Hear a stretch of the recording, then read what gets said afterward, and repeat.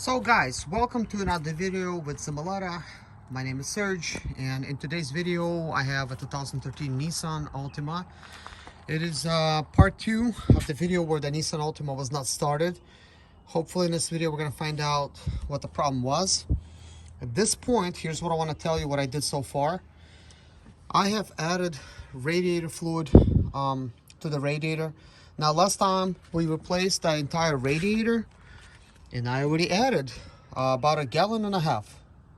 So I thought, okay, took 1.5 gallons, fine. And I had like about a half a gallon left over.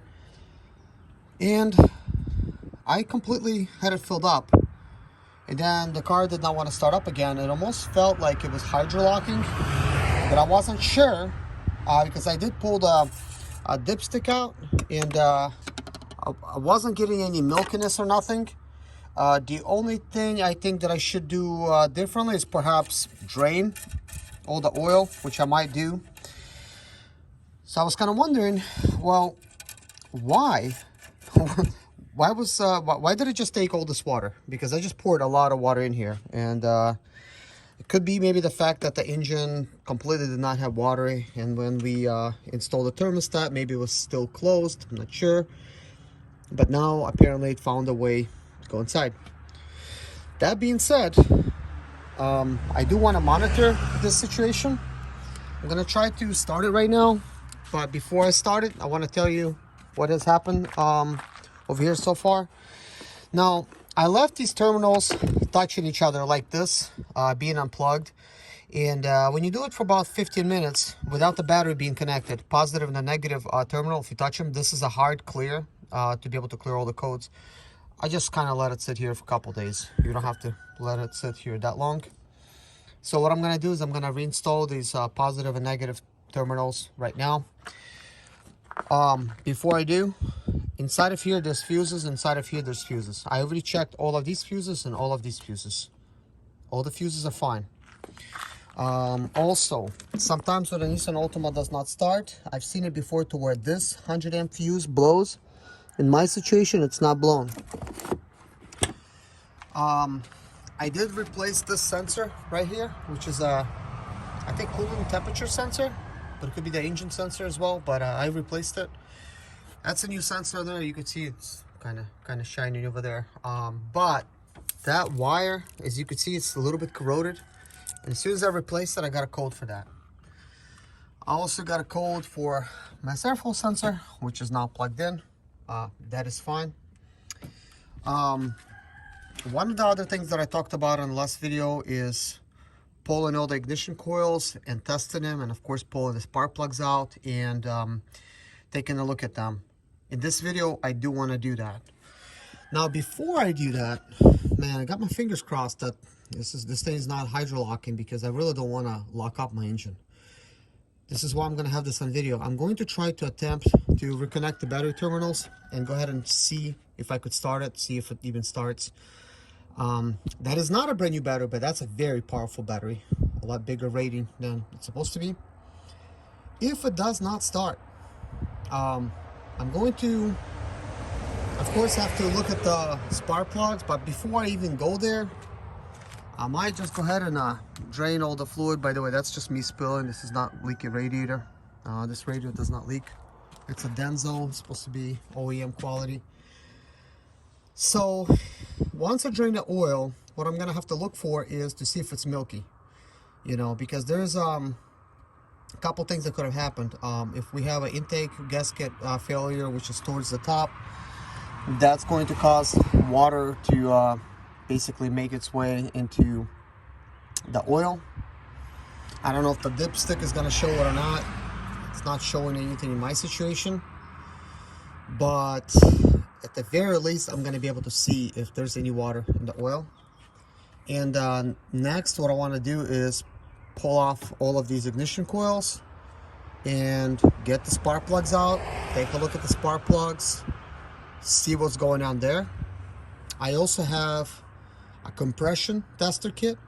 We'll be testing compression, and I have a tester kit for testing each ignition coil, and there's a way to test all the spark plugs. So I want to take a look at all that. And when it comes to over here, if we do get the car started, I'm gonna leave this thing off so I could observe to see if we got any bubbles coming out. Now, before all this stuff started, I don't know if you watched that video, this car was able to start back up, and I drove it under its own power over here.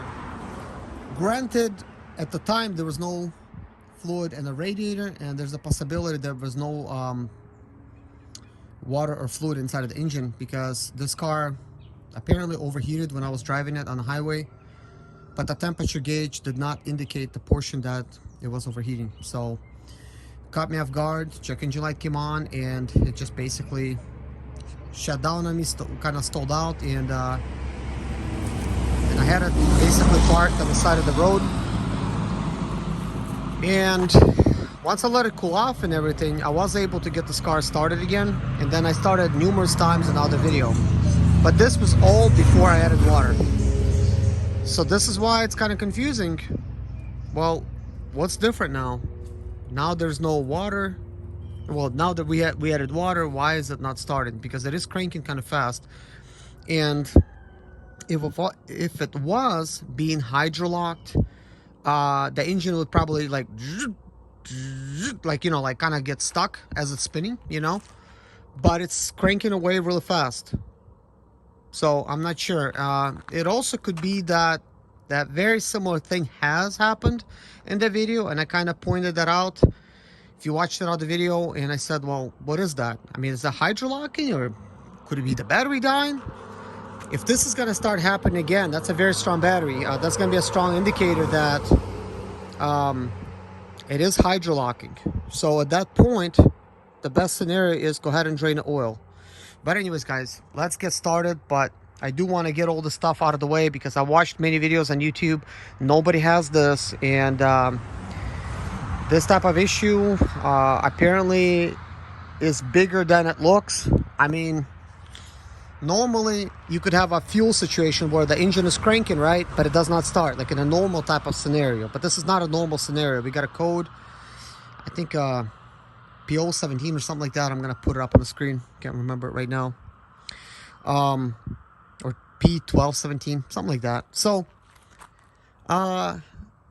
because I did kind of overheat it, I do believe it is possible that it killed some kind of fuse or a sensor, and while that code is on, it will prevent you from starting an engine. Now, like, that is kind of like what I'm thinking. And I also kind of thought that the reason it shut down on me was because it was a safety preventive issue, you know, prevent it from getting overheated. But maybe this car does not have that feature, and I overheated it, and now it's got no compression, it's being hydrolocked, things of that nature. Oh yeah, I did try to start it with starting fluid, no luck. So this does not appear to be a fuel issue.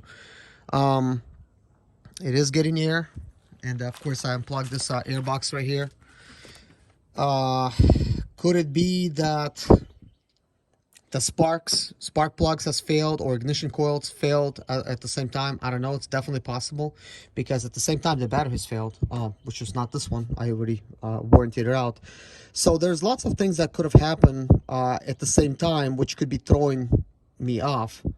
Because if this vehicle, let's say, like, came in and I needed to work on it, right, and somebody said it wasn't starting, so the very first thing I would see, you know, check for is to see if it's getting fuel. So if it starts up with the starting fluid, then yeah, it's getting fuel from the starting fluid, but not the fuel tank. So there's a good chance you got to replace the fuel pump inside of the fuel tank, and also, for good measure, replace the fuel filter alongside with it. But this car does not want to start with starting fluid. So the next thing to look at is this: is it getting spark? So you would need to check the spark plugs by pulling ignition coil out together with spark plug and grounding it off. You could ground it off an engine, or right on your ground cable of the engine, which I'm going to show you this. So there's a way to test that. And then I have an ignition coil tester, which I explained to you guys, and a compression tester. So we'll have to just follow this whole procedure. It's just because it overheated, I can't help but think that, what if there's a sensor right in an engine somewhere?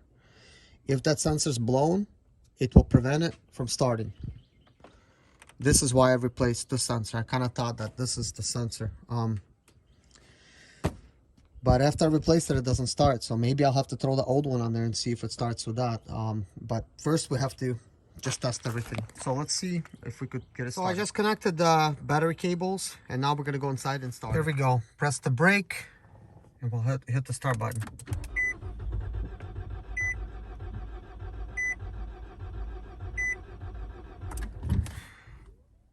Okay, so we're gonna let it cool off for the starter a little bit. Let's just try it again.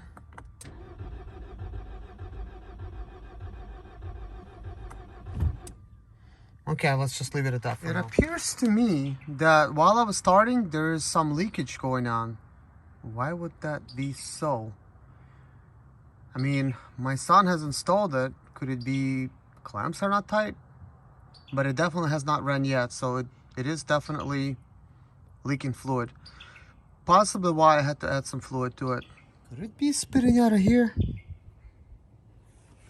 I'm gonna try to add some and then just close this lid, because this is kind of strange. It's only wet in this area. As you can see, like the fan is wet.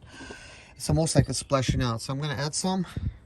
Now, as I was pouring this, there was some smoke coming out of here. Now, we only just tried to start it twice. That's all we did. So why would there be smoke? The only reason I think there would be any smoke in here is if the combustion portion, like a head gasket, you know, like is bad, or intake manifold gasket, and maybe some gases that's actually making its way inside. This also means that water possibly could be getting inside. So I just poured this water, and I could already see it slowly going down. So where is all this water going? There's a good chance that it's going inside the engine and then probably getting past the seals and making its way inside of the combustion chamber. Normally, this is not something that I would like think when I'm doing this, but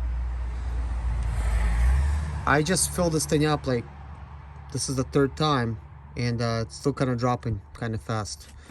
Let's see if I press the bottle a little bit. So maybe it does have maybe it does have like air pockets.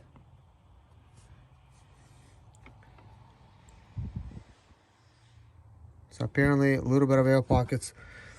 Also, you might notice there's a slight color change towards the top, and that almost looks to me like that could be oil. There shouldn't be any oil in there, but that could be oil getting passed into the water as well, which I'm not liking any of this news. So I'm gonna close this thing up, try to start it. Dad,